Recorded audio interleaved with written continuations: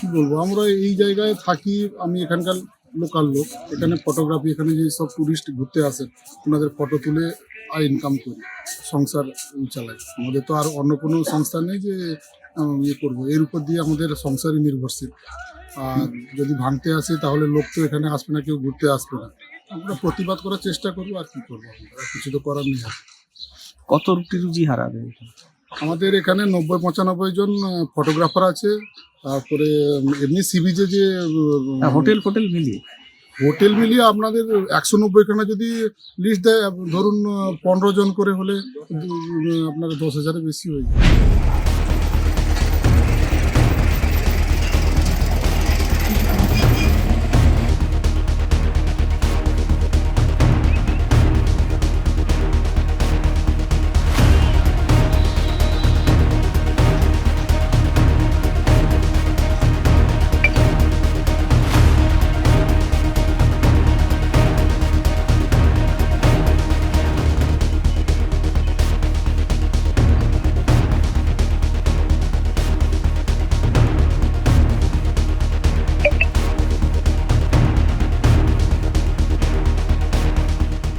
গভর্নমেন্টের কাছে কোনো কারণ নেই।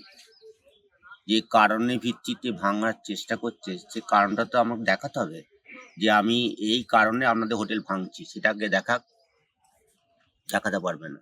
আমি 2007 সাল থেকে আছি। সিআরজেটের আইনটা তো আর ভারত সরকার বা পশ্চিমবঙ্গ সরকারের নয়, এটা আন্তর্জাতিক একটা আইন।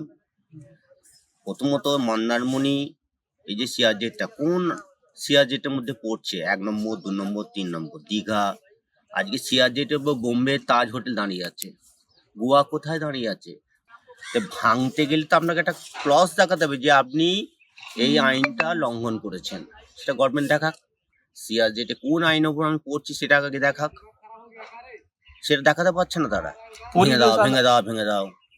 পরিবেশ আদালতের নির্দেশ বলছে। পরিবেশ তো আমরা তো পরিবেশে গেছি, তো আমাদের পরিবেশে পারমিশন দিয়েছে, পলিউশন বোর্ড পারমিশন দিয়েছে। চাইছি তো যে আপনি এই জায়গা থেকে এই পর হোটেলগুলো হোক, সেই জায়গাটা তো ডিমার্কেশনটা তো করতে হবে আপনাকে। সিআরজে ডিমার্কেশন সিআরজে ডিমার্কেশনটা কোথায় আছে আমাদের?